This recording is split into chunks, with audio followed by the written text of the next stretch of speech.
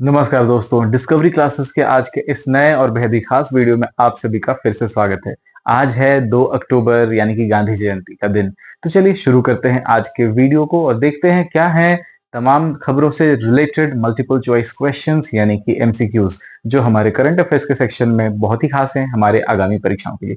तो चलिए आइए शुरू करते हैं और आज के वीडियो में देखते हैं महत्वपूर्ण क्वेश्चंस एंड उनके आंसर्स। चलिए तो शुरू करते हैं, देखते हैं सबसे पहला क्वेश्चन क्या है। जी हाँ, सबसे पहला जो क्वेश्चन है वो है ये। Which state government declared the indigenous cow as the state mother? जी हाँ, भारत में तो गाय ऐसे भी पूजनीय है, लेकिन किस राज्य की सरकार ने देशी गाय को राज्य माता घोषित किया है? आपके पास विकल्प हैं। ए राजस्थान, बी उत्तर प्रदेश, सी महाराष्ट्र या फिर डी गुजरात। चार विकल्प हैं, तो चलिए देखते हैं सही उत्तर क्या है। तो सही आंसर है इसका, क्या राजस्थान सही आंसर होगा?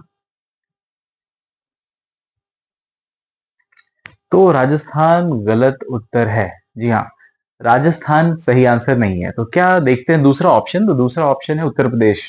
जी हाँ, उत्तर प्रदेश में भी ये नहीं हुआ और महाराष्ट्र में हुआ है। तो इसका आंसर है सी यानी कि महाराष्ट्र। जी हाँ, इसका सही उत्तर है महाराष्ट्र। जी, तो महाराष्ट्र जो है वो भारत का ऐसा राज्य बन चुका है जहां पे देशी गाय को राज्य माता घोषित किया गया है।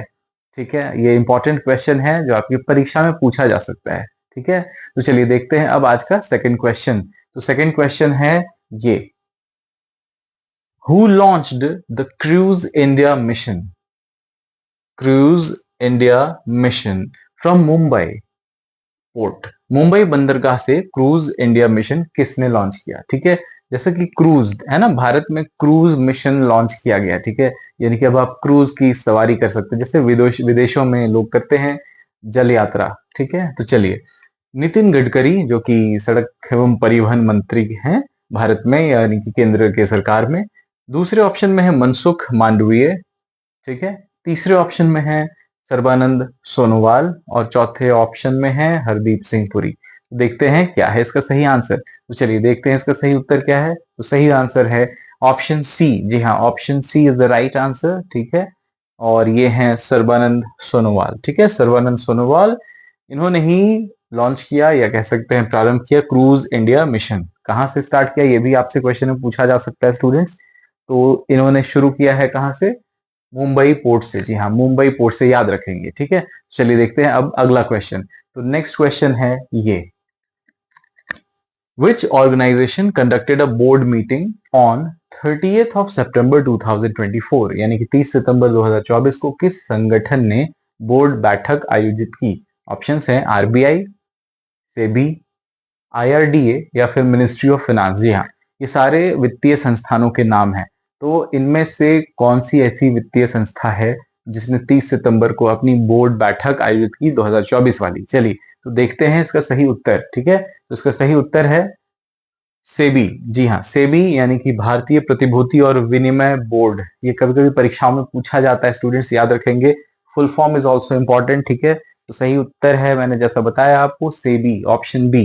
ठीक है, securities and exchange board of India, यानी कि शेयर मार्केट ट्रेडिंग वगैरह से जितने भी जो रेलिवेंट चीजें होती है ना, ठीक है, उन पर नजर रखती है या उन पर काम करती है। चलिए बढ़ते हैं आज अब अगले क्वेश्चन की तरफ। देखते हैं question number 4। When is the International Day of Older Persons observed? यानी कि बुजुर्ग व्यक्तियों का अंतरराष्ट्रीय दिवस कब मनाया जाता है? ऑप्शंस आपके लिए हैं 30 सितंबर, 2 अक्टूबर, 3 अक्टूबर या फिर 1 अक्टूबर। ठीक है, यानी कि देखते हैं कि सही आंसर क्या है। तो चलिए सही उत्तर होगा 1 अक्टूबर। जी हाँ, 1 अक्टूबर। ठीक है, तो ये आपको याद रखना है स्टूडेंट्स। ठीक है, 1 अक्टूबर को इंटरनेशनल यानी कि अंतरराष्ट्रीय, ठीक है, वृद्ध व्यक्ति यानी कि बुजुर्ग व्यक्तियों का दिवस मनाया जाता है, यानी international day of older persons. ठीक है, तो चलिए देखते हैं नेक्स्ट क्वेश्चन। तो नेक्स्ट क्वेश्चन है ये। India started an anti dumping investigation on steel imports from which country? यानी कि भारत ने किस देश से आयातित यानी कि जो हम मंगाते हैं, ठीक है, आयातित इंपोर्ट किया हुआ इस्पात यानी कि स्टील पर एंटी डंपिंग जांच शुरू की है? ऑप्शंस हैं जापान, साउथ कोरिया, चीन या फिर संयुक्त राज्य अमेरिका यानी कि यूएसए। मतलब जापान, दक्षिण कोरिया, चीन या फिर यूएसए। हम ऐसा कौन सा देश है इन चारों विकल्पों में जहां से हम स्टील इंपोर्ट करते हैं? लेकिन अभी क्या हुआ है कि इंडिया ने स्टार्ट किया है anti dumping investigation on steel. ठीक है, तो चलिए देखते हैं सही उत्तर क्या होगा। जी हाँ, सही उत्तर है ऑप्शन सी यानी कि चाइना। ठीक है, तो एंटी डंपिंग इन्वेस्टिगेशन ये चाइना से जो भारत में आयातित हो रहा है, ठीक है, राइट, उस पर ये कार्रवाई शुरू हुई है। यानी कि अब जो इंपोर्ट किया जाएगा स्टील चाइना से, ठीक है, उसमें एंटी डंपिंग जांच की जाएगी। ठीक है, ये सही स्टील या सही स्टील का मात्रा पहुंच रहा है या नहीं। ठीक है, चलिए देखते हैं अब question number 6। Which department signed an agreement to raise awareness about social welfare schemes? यानी कि सामाजिक कल्याण की योजनाओं के बारे में जागरूकता बढ़ाने के लिए किस विभाग ने एक समझौते पर हस्ताक्षर किया है? देखते हैं। ऑप्शन ए है ministry of finance and RBI, यानी कि वित्त मंत्रालय और आरबीआई। सेकंड ऑप्शन है department of social justice and NALSA. Third option है ministry of labour and EPFO. और आखिरी ऑप्शन है ministry of home affairs and NHRC. चलिए देखते हैं सही उत्तर इसका क्या होगा। इंपॉर्टेंट क्वेश्चन है, फाइनेंस से रिलेटेड। तो इसका सही आंसर है जी हाँ ऑप्शन बी। ठीक है, यानी कि department of social justice and NALSA. Question क्या पूछ रहा था? सामाजिक कल्याण योजनाओं के बारे में जागरूकता बढ़ाने के लिए किस विभाग ने एक समझौते पर हस्ताक्षर किए? तो सही उत्तर क्या होगा?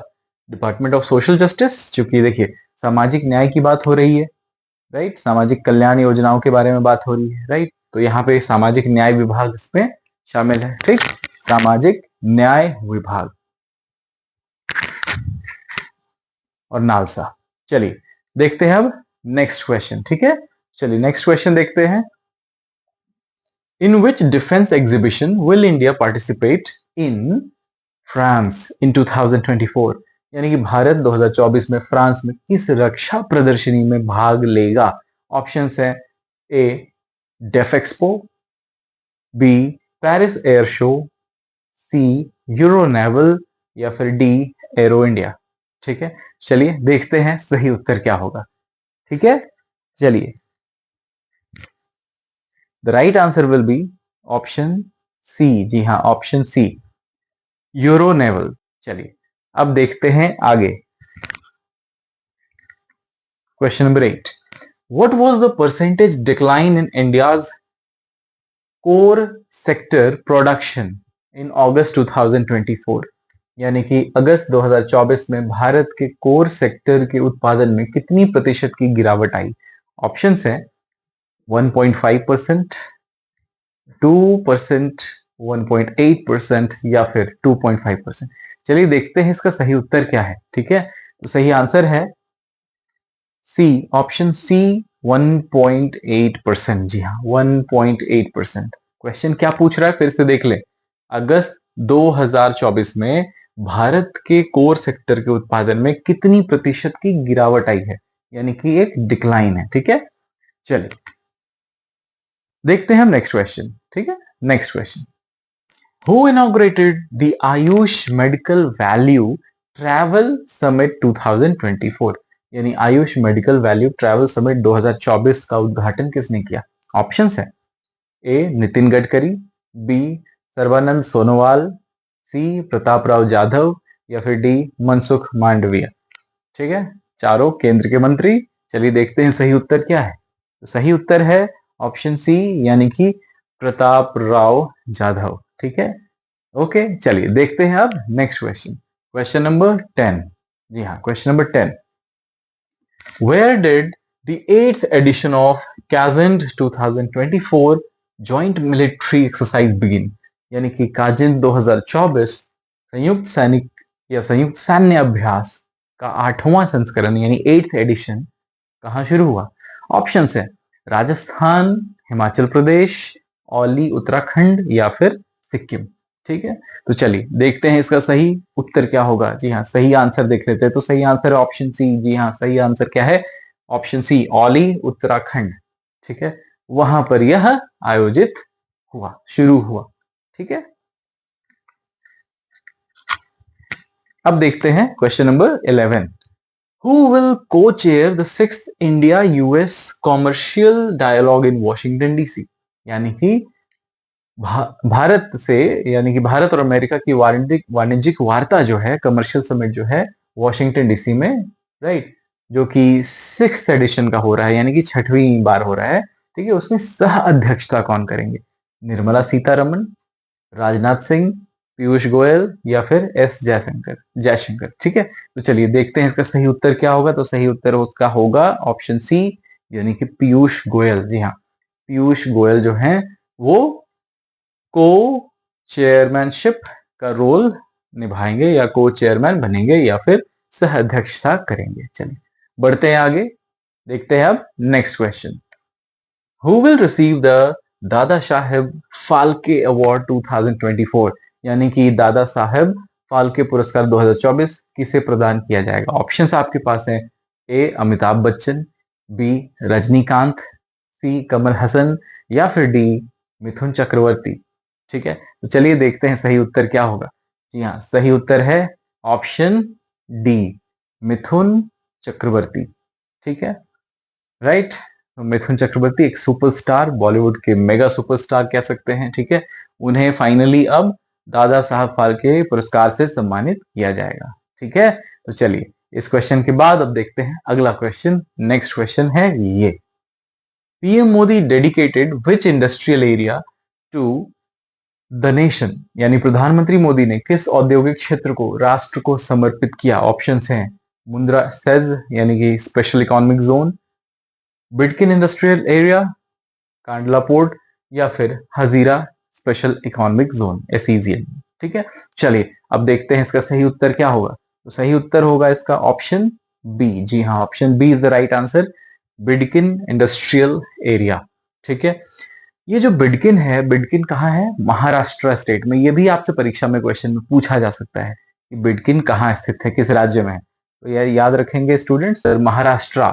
ठीक है, महाराष्ट्र के औरंगाबाद जिले में। ठीक है, चलिए तो औरंगाबाद याद रखेंगे, महाराष्ट्र का औरंगाबाद। ठीक, चलिए बढ़ते हैं अगले क्वेश्चन की तरफ। Who was elected as the president of Indian Newspaper Society, यानी कि आईएनएस, फॉर 2024-25? यानी कि 2024-25 के लिए इंडियन न्यूज़पेपर सोसाइटी के अध्यक्ष के रूप में किसे चुना गया? ऑप्शंस हैं श्रेयम्स कुमार, अभीक सरकार, रवि नायर, या फिर एम वी श्रेयम्स कुमार। ठीक है, Shreyams Kumar, Shreyams Kumar, don't get confused. ठीक है, देखते हैं तो सही उत्तर क्या होगा स्टूडेंट्स। जी हाँ, सही उत्तर होगा ऑप्शन डी। देखिए श्रेयम्स, यहाँ भी ऑप्शन दिया गया था, यहाँ भी आपके पास ऑप्शन था, लेकिन क्या होता है कि ज्यादातर केसेस में लोग सिर्फ एक श्रेयम्स टर्म अगर याद रख लेंगे, ठीक है, राइट। ये क्वेश्चन मैंने कल के वीडियो में भी आपसे पूछा था स्टूडेंट्स, आज जानबूझकर आपसे पूछ रहा हूँ ताकि आपका रिवीजन हो जाए और ये भी समझ में आए कि परीक्षा में किस तरह से कंफ्यूज किया जा सकता है आपको मल्टीपल चॉइस क्वेश्चंस में। ठीक, चलिए तो इसका सही उत्तर क्या होगा? Option D. और इनकी तस्वीर आप देख सकते हैं यहाँ, एम वी श्रेयम्स कुमार, जिनको की नियुक्त किया गया है या चुना गया है आईएनएस यानी कि इंडियन न्यूज़पेपर सोसाइटी के प्रेसिडेंट के तौर पर इस सत्र के लिए। चलिए बढ़ते हैं आज के आखिरी क्वेश्चन की तरफ और देखते हैं ये, who took additional charge of CMD? ठीक है, ऑफ आरआईएनएल, राइट। आरआईएनएल यानी कि राष्ट्रीय इस्पात निगम लिमिटेड के सीएमडी के रूप में अतिरिक्त कार्यभार किसने संभाला? ठीक है, ऑप्शन है ए अनिल कुमार जैन, बी संजय कुमार, सी ए के सक्सेना, या फिर डी राजीव सिंह। ठीक, तो चलिए देखते हैं इसका सही उत्तर क्या होगा। तो सही उत्तर इसका है, जी हाँ, ऑप्शन सी, ए के सक्सेना। ठीक, इनकी तस्वीर आप यहाँ देख सकते हैं, यही है मिस्टर ए के सक्सेना, जिन्होंने एक्चुअली अभी क्या संभाला है? एडिशनल चार्ज, अतिरिक्त कार्य प्रभार संभाला है आरआईएनएल के सीएमडी के रूप में। ठीक, चलिए तो स्टूडेंट्स आज के इस वीडियो में जो भी एमसीक्यूज जो आपको मैंने बताया, ठीक है, ये आपकी परीक्षाओं में बहुत ही स्पेशल रूप से पूछे जा सकते हैं। ठीक है, क्योंकि ये चुनिंदा क्वेश्चंस हैं, बहुत ज्यादा इधर उधर की बातें नहीं है, डायरेक्ट क्वेश्चंस हैं। ठीक है, तो उम्मीद करता हूँ कि आपको ये वीडियो अच्छा लगा होगा। ठीक है, तो लाइक बटन जरूर दबाएं, वीडियो को शेयर कर अपने दोस्तों के साथ, और सब्सक्राइब नहीं किया है चैनल को तो आपसे रिक्वेस्ट है कि आप चैनल को सब्सक्राइब भी कर लें, क्योंकि हम आने वाले दिनों में और भी महत्वपूर्ण जानकारियां और अलग अलग विषयों से संबंधित वीडियोस प्रस्तुत करने जा रहे हैं। चलिए मिलते हैं नेक्स्ट वीडियो में, तब तक के लिए अपना ध्यान रखें। जय हिंद।